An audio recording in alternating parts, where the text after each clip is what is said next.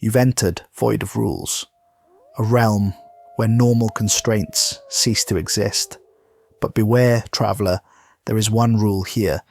You've got to hit subscribe. Seriously, it's the only rule we have.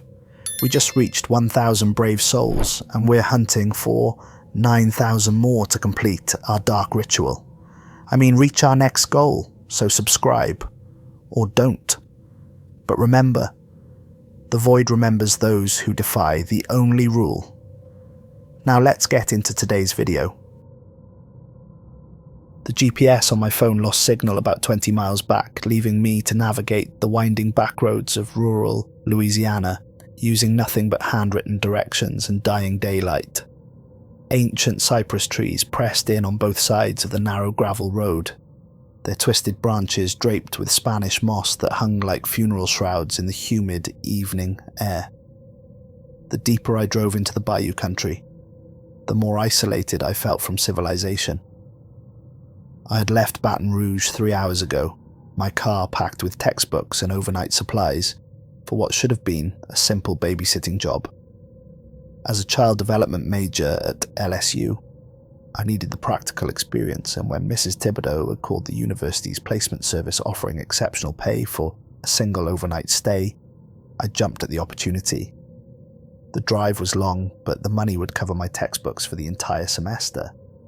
Now, as fireflies began their nightly dance among the moss-draped trees, I was starting to question my decision. The bayou felt alive around me, pulsing with sounds I couldn't identify.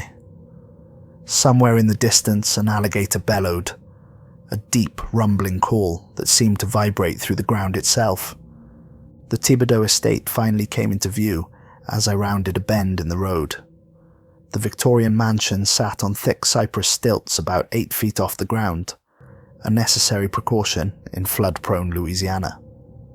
The house itself was a monument to faded grandeur, with elaborate gingerbread trim and tall windows that reflected the dying light like watchful eyes. Wraparound porches encircled both the first and second floors, their railings adorned with intricate woodwork that had been painted white decades ago, but now showed patches of weathered grey.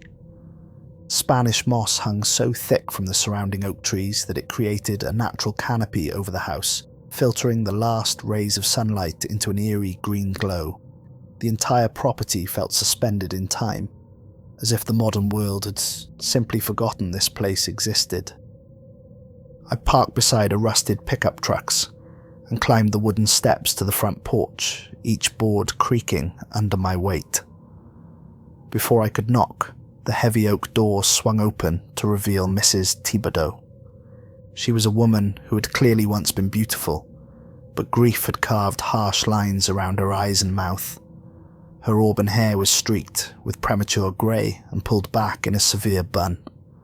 She wore a simple black dress that seemed too large for her frame, as if she had lost considerable weight recently. Most unsettling were her eyes, which had a hollow, haunted quality that made me want to look away. "You must be Rebecca," she said, her voice barely above a whisper. "Thank you for coming all this way. I know it's quite remote out here." She led me through a foyer decorated with faded family portraits in ornate gold frames. The faces in the paintings seemed to follow our movement, their eyes dark and knowing. The hardwood floors were polished to a mirror shine but creaked ominously with each step. Heavy velvet curtains blocked most of the remaining daylight, and the air smelled of old wood, lavender sachets, and something else I couldn't quite identify. Something organic and slightly unpleasant. We entered a sitting room where 2 children waited on an antique velvet sofa. The twins were 7 years old, with identical pale complexions that seemed almost translucent in the dim lamplight. Their dark hair appeared to absorb light rather than reflect it, creating an unsettling halo effect around their small faces. But it was their eyes that made me pause. They were far too knowing for children their age, holding depths that seemed to hint at experiences no child should possess. "Emma and Ethan," Mrs. Thibodaux said, gesturing towards them with a trembling hand. Children, say hello to Miss Rebecca." They turned their heads in perfect synchronization and spoke in unison, their voices creating an eerie harmony that raised goosebumps along my arms. "Hello, Miss Rebecca. Welcome to our home."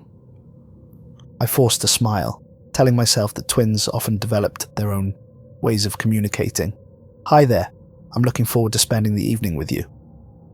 Mrs. Thibodaux wrung her hands nervously, the gesture so repetitive, it seemed compulsive. "I need to drive to New Orleans tonight. My mother is in the hospital. The doctors say she may not have much time left." Her voice caught slightly.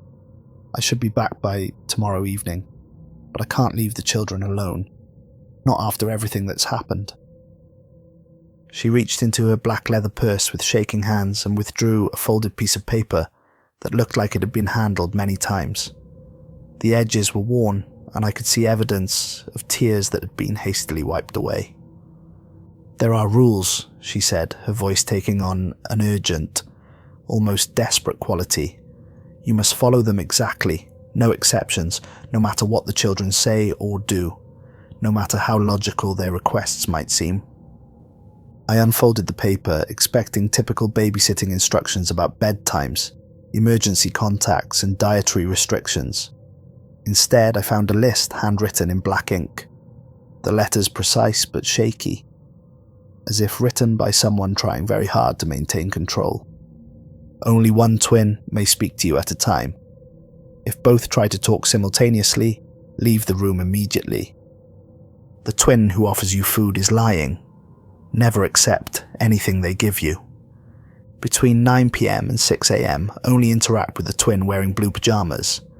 If you hear crying from the attic, do not investigate. It's always the wrong twin leading you there. The twin who asks about their father is the dangerous one. End the conversation immediately. Never let both twins be in the kitchen together after sunset. If one twin disappears, count to 30 before looking for them. The other will always know where they are. The twin who tries to show you their secret place is not to be trusted. If you see both twins sleeping, wake the one closest to the window. Never, under any circumstances, let them convince you to play hide and seek." I read through the list twice, my confusion growing with each bizarre instruction. I looked up at Mrs. Thibodaux, expecting her to laugh and tell me this was some kind of elaborate prank or family tradition. Instead, her hollow eyes darted nervously between the children, who sat perfectly still on the sofa, watching our exchange with unblinking stares. "I know it seems strange," she continued, her voice dropping to barely above a whisper, "but you have to understand, they look identical, but they're not the same anymore. One of them..." She paused, glancing at the children again before leaning closer to me. "One of them isn't quite right, not since the accident." "What kind of accident?" I asked, though part of me wasn't sure I wanted to know the answer. Mrs. Thibodaux's face crumpled with grief, so raw it was painful to witness. "My husband Claude died in a boating accident 6 months ago. He took the twins out fishing in the bayou, something they did every weekend. It was supposed to be a routine trip. They knew those waters like the back of their hands." She pulled a tissue from her purse and dabbed at her eyes. "A storm came up suddenly, the kind that can turn deadly in minutes out here. The boat capsized in the rough water. Claude..." Her voice broke. "Claude drowned trying to save them. Emma was thrown clear and managed to swim to shore, but Ethan..."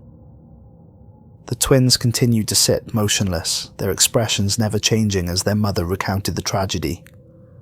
"We searched for 3 days," Mrs. Thibodaux continued.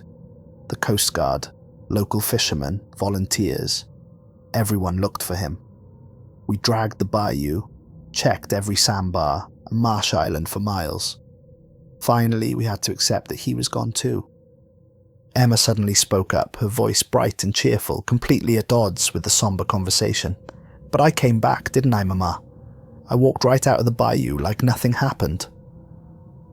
I looked at her in confusion. "I thought you said Emma swam to shore?"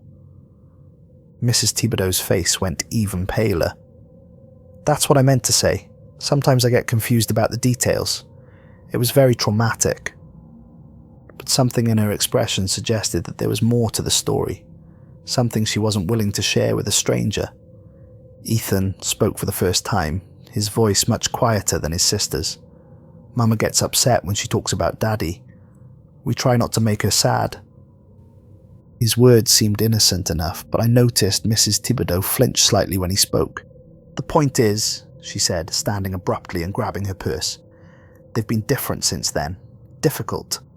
I've had to let 3 babysitters go because they couldn't handle the children's behaviour. What kind of behaviour? I asked. Instead of answering, she kissed both children on the forehead, though I noticed her hands were shaking, and she seemed to avoid making eye contact with them. Be good for Miss Rebecca, she told them, then turned to me with desperation in her voice. Remember the rules. Follow them exactly, no matter what happens. Before I could ask any more questions, she was heading for the door. My cell phone number is on the kitchen counter, but reception is spotty out here. If there's a real emergency, the nearest neighbour is about 2 miles down the road. The sound of her car engine started and quickly faded into the distance, leaving me alone with the twins in the oppressive silence of the old mansion. Somewhere in the walls, the house settled with a groan that sounded almost human. I looked down at the children, who were still sitting perfectly still. On the sofa, their dark eyes fixed on me with an intensity that made me uncomfortable. The silence stretched between us, broken only by the ticking of an antique grandfather clock in the corner, and the distant sounds of the bayou coming alive for the night. Emma was the first to move, suddenly bouncing up from the sofa with energy that seemed almost manic. Her entire demeanour had transformed the moment her mother left, as if she'd been wearing a mask that was no longer necessary. Miss Rebecca, she said, her voice sweet as honey. Would you like some sweet tea? Mama made a fresh pitcher this morning with real Louisiana cane sugar. It's the best sweet tea in the whole world. I remembered the second rule. The twin who offers you food is lying. Never accept anything they give you. No, thank you, Emma, I said politely. I'm not thirsty right now. Her smile faltered for just a moment, and I caught a glimpse of something cold and calculating in her eyes before the cheerful expression returned. Are you sure? You must be tired after that long drive. Sweet tea will perk you right up. I'm sure, I said firmly. Ethan finally spoke, his voice much quieter than his sister's. She doesn't have to drink anything she doesn't want to, Emma. Maybe Miss Rebecca doesn't like sweet tea. Emma's head snapped toward her brother with startling speed, and for an instant her expression was pure venom.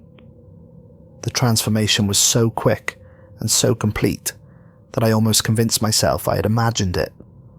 Then the sweet smile returned, but it no longer reached her eyes. Of course not, she said through gritted teeth. I was just being polite. Mama taught us to always offer refreshments to guests. I decided to change the subject. Why don't you show me around the house? I'd like to know where everything is. Emma immediately perked up. Oh yes, I love giving tours. I know all the best hiding places and secret spots. Ethan remained seated, but I noticed his grip tighten on the arm of the sofa. Maybe we should just stay down here, he said quietly. Don't be boring, Ethan, Emma scolded. Miss Rebecca wants to see the house. She led me through the ground floor, chattering constantly about the history of various rooms and furnishings. The house was indeed impressive, with high ceilings, elaborate crown moulding, and antique furniture that probably cost more than my car. But there was something oppressive about the atmosphere, as if the walls themselves were holding their breath. The kitchen was large and old-fashioned, with a cast-iron stove and a deep porcelain sink. Mason jars filled with preserves lined open shelving, and bundles of dried herbs hung from hooks on the ceiling. A pitcher of amber-coloured sweet tea sat on the counter, condensation beading on its sides. See, Emma said, pointing to the pitcher. I told you Mama made fresh tea. Are you sure you don't want some? I shook my head, and she shrugged as if it didn't matter, but I caught her glancing at the tea with an expression I couldn't quite read. We continued the tour upstairs, where Emma showed me the twins' bedroom. It was a large room with 2 identical twin beds, matching dressers, and toys scattered across a worn Persian rug. The walls were decorated with children's artwork and family photographs, though I noticed all the pictures seemed to be from before the accident. There were no recent photos anywhere in the house. "This is where we sleep," Emma announced unnecessarily. "Sometimes Ethan has bad dreams and cries all night. It's very annoying." Ethan, who had followed us upstairs despite his earlier reluctance, flushed with embarrassment.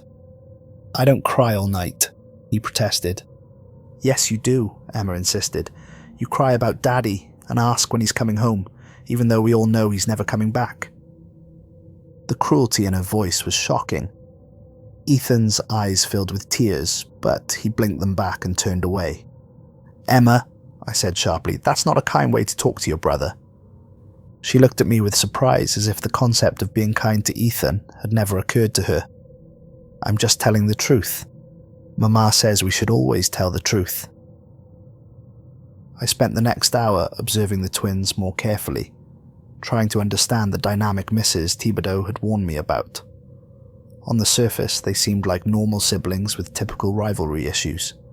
Emma was clearly the dominant personality, outgoing, talkative, and constantly seeking attention.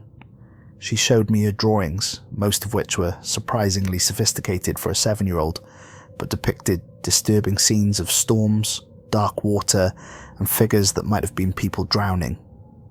Ethan was her opposite in every way. Quiet, introspective, and almost painfully shy. He preferred to play alone with wooden blocks or read from worn picture books. When he did speak, it was usually to contradict something Emma had said or to express concern about her behaviour, but there were moments when I caught glimpses of something else entirely. Emma's bright smile would sometimes linger too long after a conversation had ended, and her eyes would take on a calculating quality that seemed far too mature for a child. She watched me constantly, as if studying my reactions and filing them away for future use. Ethan, meanwhile, would occasionally look at his sister with what could only be described as fear, though he tried to hide it whenever I was looking directly at him. Several times I caught him mouthing words to himself, as if practicing what he wanted to say but was afraid to speak aloud. As evening approached and the light outside began to fade, the atmosphere in the house seemed to grow more oppressive. The shadows lengthened and deepened, and every creak of the old wood sounded amplified in the growing darkness. When dinner time approached, Emma jumped up from where she had been colouring at the kitchen table. "Let's cook together, Miss Rebecca. I know how to make Daddy's favourite gumbo. He taught me the secret before he went away." The mention of their father sent a chill down my spine, but Emma's suggestion seemed innocent enough. I was about to agree when I noticed Ethan's reaction. His face had gone completely pale, and he was shaking his head frantically, trying to catch my attention without alerting his sister. Then I remembered Rule 6. Never let both twins be in the kitchen together after sunset. I glanced out the window and saw that the sun had indeed disappeared behind the cypress trees, leaving only a faint orange glow on the horizon. "That's very sweet of you, Emma," I said carefully, "but I think I'll just make some simple sandwiches tonight. Why don't you and Ethan go wait in the living room while I prepare dinner?" Emma's face fell dramatically, her lower lip jutting out in an exaggerated pout. "But I wanted to help. I'm a really good cook. Daddy said I was the best little chef in all of Louisiana." "Maybe tomorrow we can cook together," I said, gently but firmly guiding both children out of the kitchen. Emma's disappointment seemed genuine, but as I closed the kitchen door behind them, I could have sworn I heard her whisper something to her brother in a voice too low for me to make out. Whatever she said made Ethan whimper softly. I prepared simple peanut butter and jelly sandwiches, choosing ingredients that required no actual cooking and would be difficult to tamper with. As I worked, I could hear the twins in the living room. Emma was chattering away about her day at school, describing her teacher and classmates in vivid detail, but I noticed Ethan wasn't responding to any of her comments. When I brought the food out on a wooden tray, I found Ethan standing by the tall windows that faced the bayou, staring out at the darkening water with an expression of deep sadness.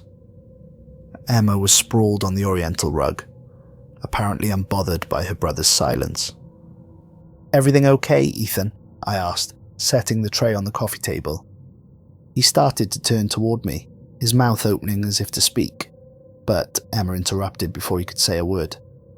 "He's fine," she said brightly. "Sometimes he just gets moody and stares outside. Tell Miss Rebecca about the art project you made today, Ethan. It was really creative." Both twins began speaking at once, their voices overlapping in a cacophony that made my head spin and my stomach lurch. Emma was describing some elaborate art project involving finger paints and construction paper, while Ethan seemed to be trying to tell me something entirely different.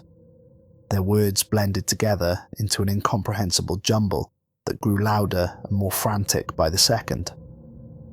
Following the first rule, I immediately excused myself from the room.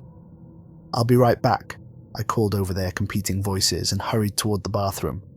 In the quiet of the small powder room, I leaned against the sink and took several deep breaths. My hands were shaking slightly, though I couldn't explain why.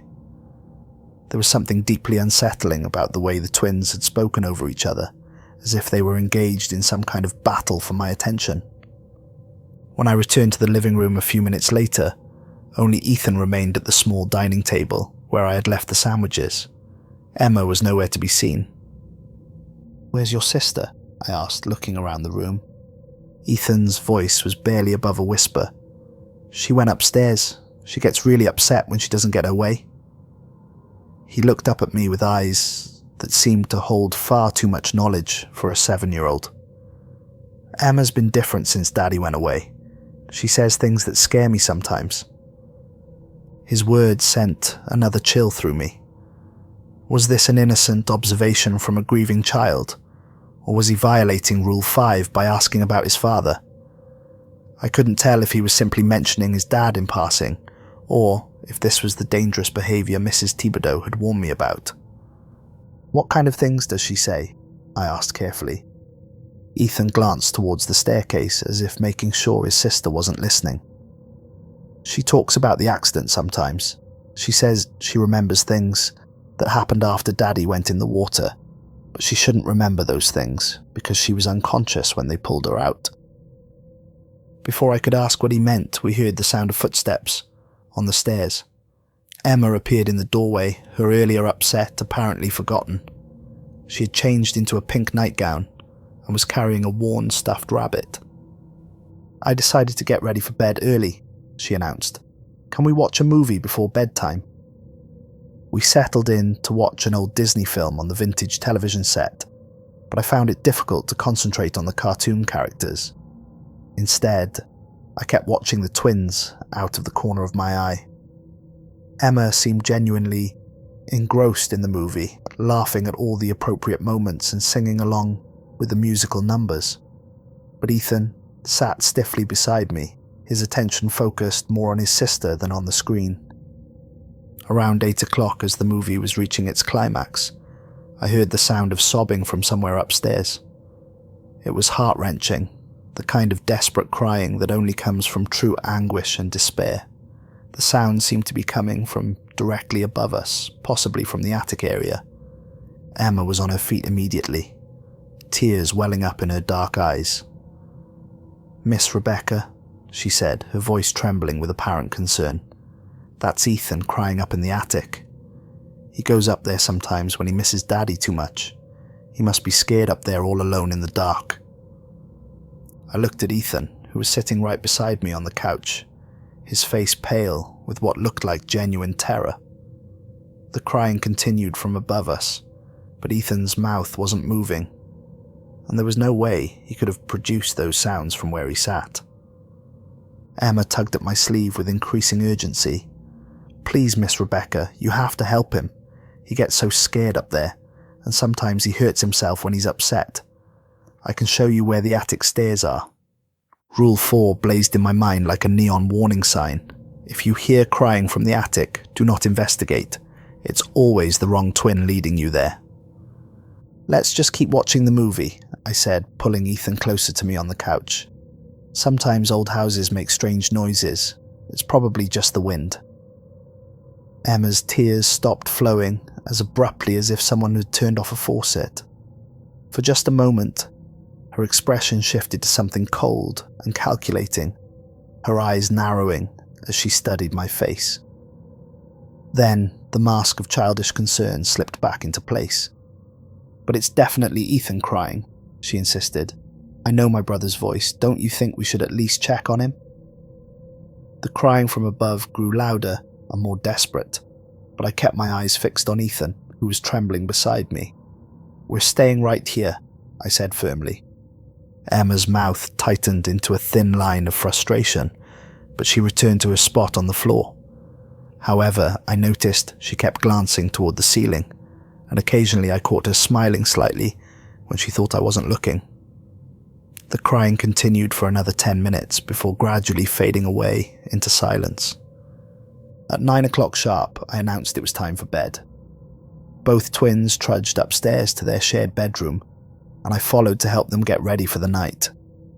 The room felt different in the lamplight. The shadows seemed deeper, and the family photographs on the walls appeared to be watching us with dark, knowing eyes. Emma and Ethan each went to their respective dressers to change into their pajamas, turning their backs to me for privacy. I used the opportunity to study the room more carefully, noting the perfect symmetry of their belongings and the way their beds were positioned, exactly the same distance from the tall windows that faced the bayou. When they turned around, my blood turned to ice water in my veins. Both twins were wearing identical blue pajamas, the same soft cotton fabric with small white stars scattered across the fabric. Rule 3 echoed in my mind. Between 9 p.m. and 6 a.m, only interact with a twin wearing blue pajamas. But how could I choose when they were both dressed identically? Was this some kind of test, or had one of them deliberately chosen to wear the same colour as the other? I studied their faces carefully, looking for any subtle difference that might guide my decision. Emma seemed more energetic, bouncing slightly on her feet with barely contained excitement, as if she was anticipating something. Her eyes were bright and alert, and she kept glancing between me and her brother with what looked like amusement. Ethan, on the other hand, hung back near his bed, with slumped shoulders and a resigned expression, as if he expected to be ignored or dismissed.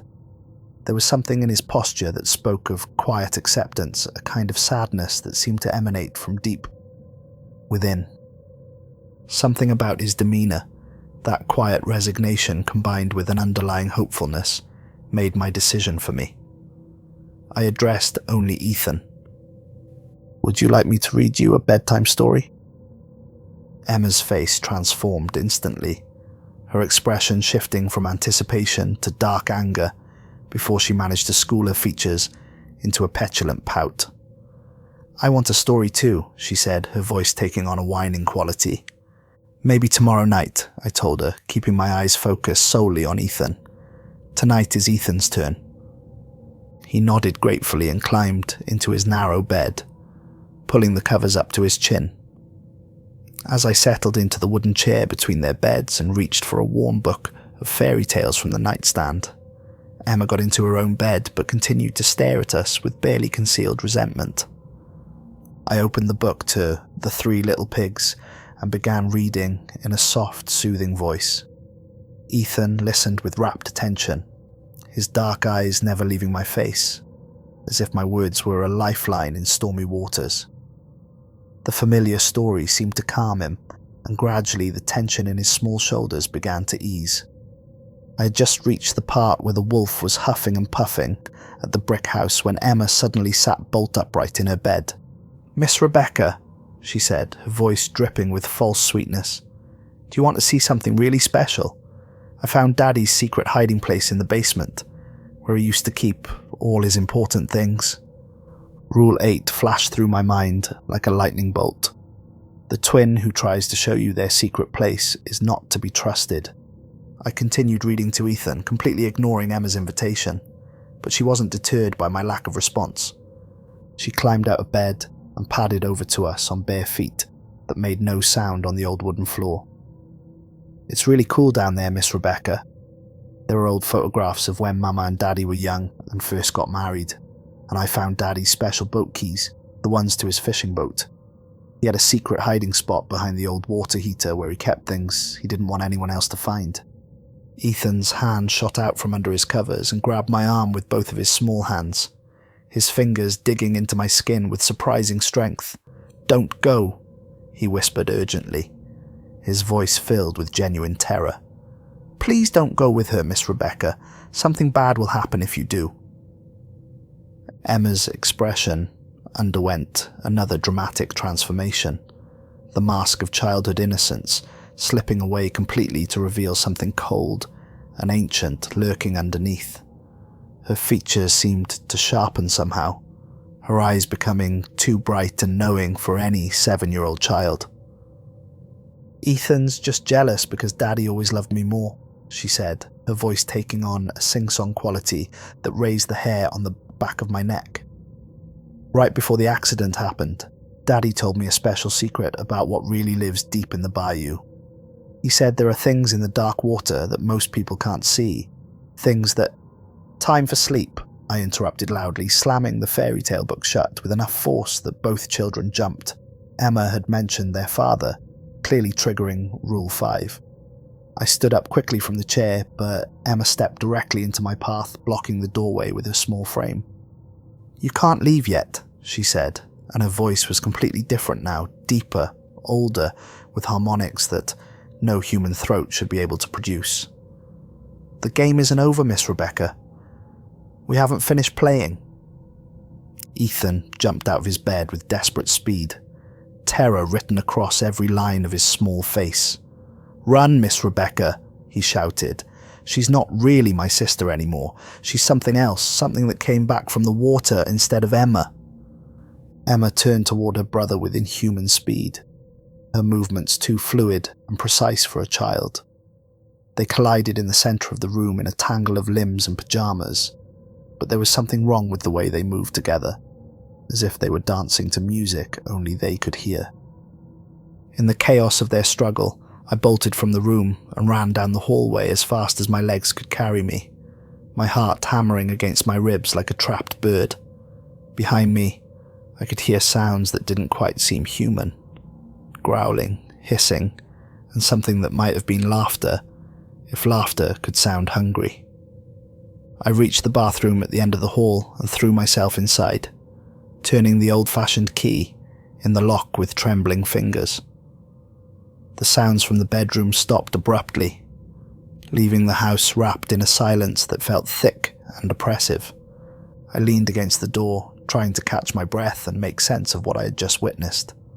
My hands shook as I pulled the list of rules from my pocket, reading them again by the dim light of a flickering bulb overhead. The paper felt damp with my perspiration, and I had to squint to make out the handwritten words. The house settled around me with creaks and groans that sounded almost like whispered conversations. Then I heard new sounds, footsteps in the hallway, slow and deliberate, like someone trying very hard to appear normal and non-threatening. "Miss Rebecca."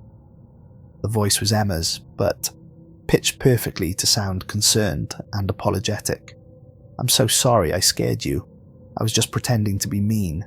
It was only a game. But now Ethan is really upset and he ran away to hide somewhere. Will you please help me find him?" I remembered Rule 7. If one twin disappears, count to 30 before looking for them. The other will always know where they are.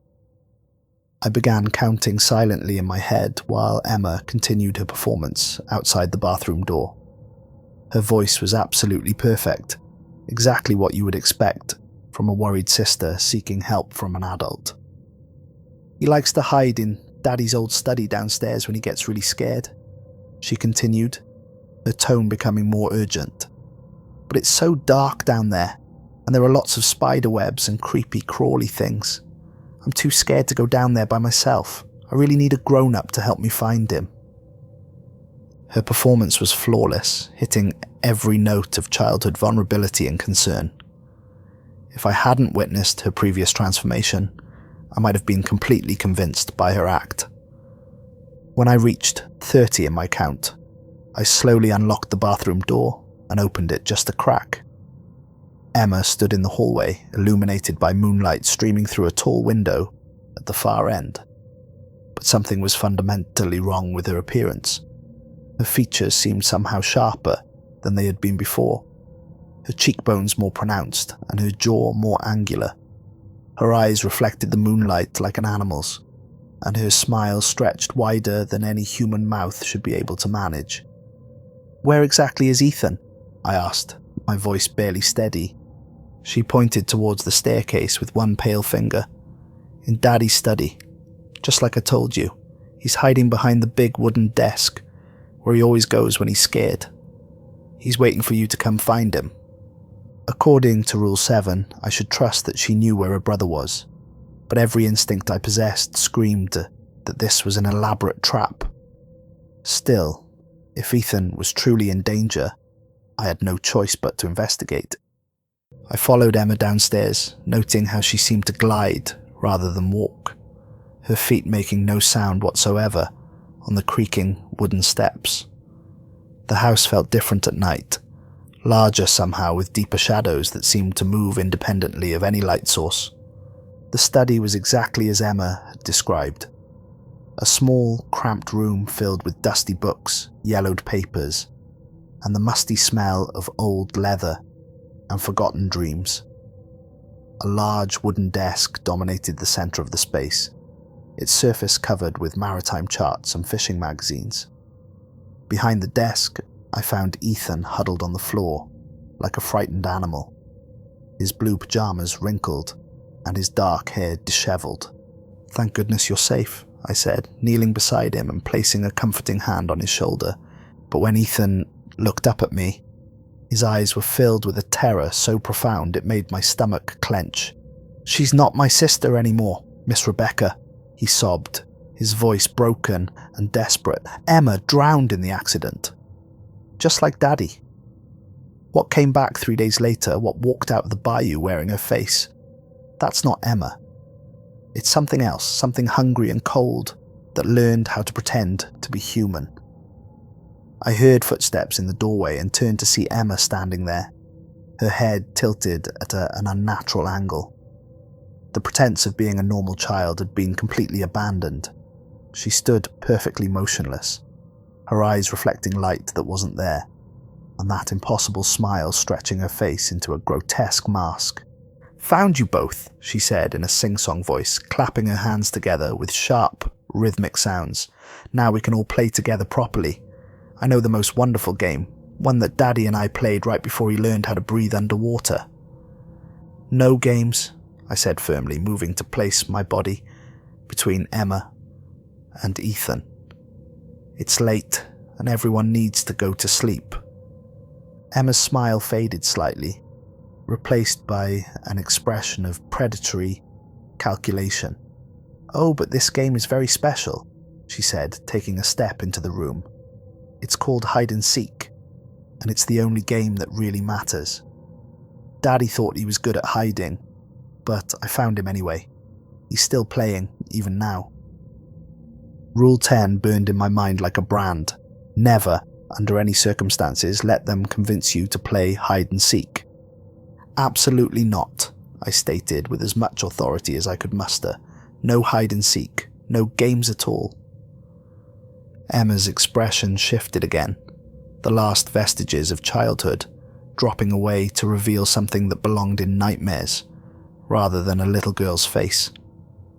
"You're being very difficult, Miss Rebecca. Just like Daddy was when he tried to say no. Just like all the babysitters before you when they finally understood what was happening." The temperature in the room seemed to plummet by 20 degrees. Ethan's grip on my hand tightened until his nails were digging into my palm, and I could feel him trembling against my side. "There were other babysitters?"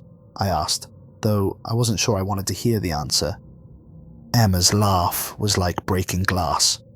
"Oh yes, lots of them.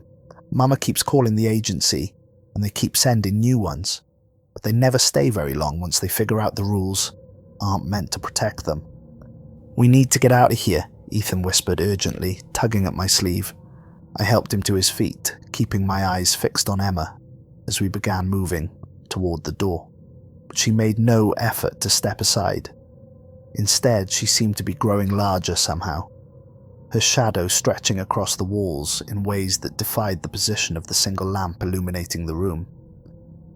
"Where do you think you're going?" she asked, her voice now containing multiple tones that seemed to harmonize with each other in impossible ways. We pushed past her smaller frame and ran for the front door, our footsteps echoing through the old house like gunshots. But when I grabbed the brass handle and yanked with all my strength, the door remained firmly sealed, as if it had been welded shut. I twisted the deadbolt, pulled on the handle, even threw my shoulder against the heavy wood, but nothing worked. The door might as well have been part of the wall. "That's odd," Emma said from directly behind us, though I hadn't heard her follow. "Doors are supposed to open, aren't they? Unless, of course, something doesn't want you to leave." That's when I heard it. Crying from somewhere below us, muffled and distant, as if it was coming from deep underground. The sound was heartbreaking, voices raised in anguish and despair, calling out for help that would never come. "That's impossible," I breathed, looking down at the floor beneath my feet. "This house doesn't have a basement." Emma appeared in front of us with that same unnatural silence, her smile now stretching impossibly wide across her face. "Doesn't it?" she asked. And as she spoke, I realized the crying wasn't just one voice. It was many voices, dozens of them, all crying out in unison from somewhere deep below the house. Ethan pressed closer to me, his small body shaking with terror. "Miss Rebecca, we have to hide. She's going to make us play the game whether we want to or not." But as he spoke, something clicked in my mind with the force of a physical blow. A terrible realization that made my blood turn to liquid nitrogen in my veins. I'd been so careful to follow the rules, so certain I was telling the twins apart correctly. But what if I'd been wrong from the very beginning? Emma stepped closer, and as she did, her features began to shift and blur, like an image seen through rippling water. Her dark hair seemed to lighten slightly, and her sharp features became softer, more familiar. When the transformation was complete, she looked exactly like Ethan. "Want to see my secret place, Miss Rebecca?" she asked. But now her voice was Ethan's voice, perfectly mimicked, down to the slight lisp he had when he was frightened. "It's where Daddy has been waiting for all of us to join him." I looked at the child beside me, the one I had thought was Ethan all evening, and saw Emma's cruel smile, looking back at me from his face. "You followed the rules so perfectly," she said in Ethan's voice, her expression shifting between the two children like a kaleidoscope. "Just like Daddy did when he realized what had really happened on that boat. Just like all the babysitters before you, right up until the very end, when they discovered the truth." The floorboards beneath our feet began to groan and sag, as if something massive was pressing up from below. Cracks appeared in the old wood, spreading outward like a spider's web, and through the gaps I could see darkness that seemed to move and breathe. "The real game," Emma's voice echoed from everywhere and nowhere at once, "was figuring out that we've been switching back and forth all evening. You never had a chance to tell us apart because we never stayed the same long enough for you to learn our differences." The floor gave way completely, revealing a staircase that descended into absolute blackness. The crying voices grew louder, and now I could distinguish individual words. "Help us! She tricked us! We thought we knew which was which. We followed the rules perfectly." "But here's the best part," Emma continued, her form now flickering rapidly between herself and her brother, creating a strobe effect that made my eyes water. "The rules weren't written to protect you from us, Miss Rebecca. They were written to help you feed yourself to the right one." As I fell into the darkness below, tumbling down stairs that seemed to go on forever, I caught glimpses of what awaited me at the bottom. The basement was vast, far larger than the house above, with walls that seemed to be made of something that wasn't quite stone and wasn't quite flesh, and everywhere, pressed into alcoves and niches, were the perfectly preserved bodies of young women. Babysitters. All of them babysitters, their faces frozen in expressions of terror and understanding that came too late. You see, Emma's voice followed me down into the depths. Mama knows exactly what she's doing when she calls the placement service. She knows what I need to stay strong, to keep pretending to be her daughter, instead of the thing that crawled out of the bayou wearing Emma's face. I landed hard on a floor that felt spongy and warm, like skin. Around me, the preserved babysitters watched with glass eyes as something moved in the deeper shadows. Something large and wet that had never been human, not even when it first learned to mimic human shape. And now you understand why the rules existed, the thing that wore Emma's voice continued. Not to save you, but to make sure you were properly prepared. To make sure you were afraid enough, confused enough, isolated enough to be exactly what I needed. My last coherent thought before the darkness claimed me was about Mrs. Thibodaux's hollow eyes. They weren't hollow from grief over losing her husband and daughter. They were hollow from guilt because she knew exactly what she was feeding to the creature that had taken their place. She had made a bargain with something ancient and hungry, trading the lives of strangers for the illusion that her family was still intact. The rules weren't meant to protect me from the twins. They were meant to season me properly before I was consumed. Somewhere in the writhing darkness above, I heard the sound of a phone ringing. Mrs. Thibodaux, calling to check on her children and their latest babysitter. Soon she would return from her supposed trip to New Orleans, and she would find an empty house with no sign of what had happened to me.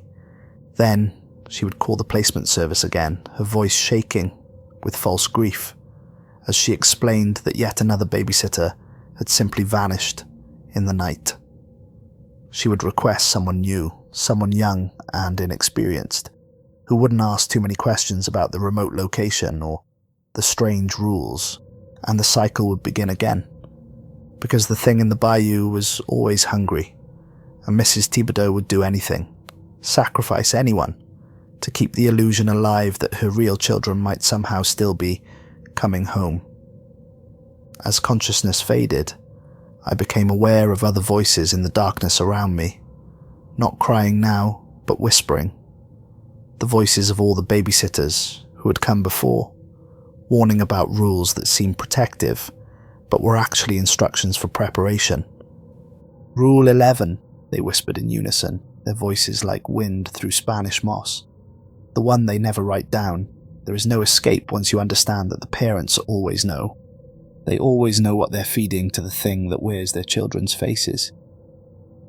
And somewhere far above, in a house that sat on stilts above the hungry bayou, something that looked like a 7-year-old girl smiled, with too many teeth, and settled down to wait for Mrs. Thibodaux to come home and make another phone call.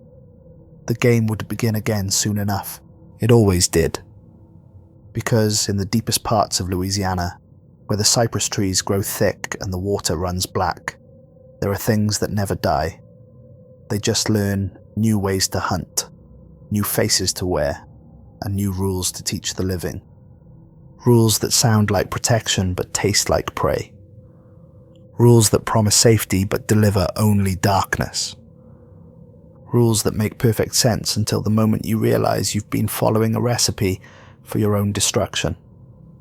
The bayou keeps its secrets well, and some of those secrets wear the faces of children who should have drowned long ago, but instead learned to breathe beneath the black water, feeding on the fear and flesh of those foolish enough to believe that love could conquer the hunger of things that were never human to begin with. Mrs. Thibodaux would be home soon, and the phone would ring again, and another young woman would make the long drive through the cypress groves, following directions to a house where the rules always made perfect sense, until they didn't. And by then, it would always be far too late.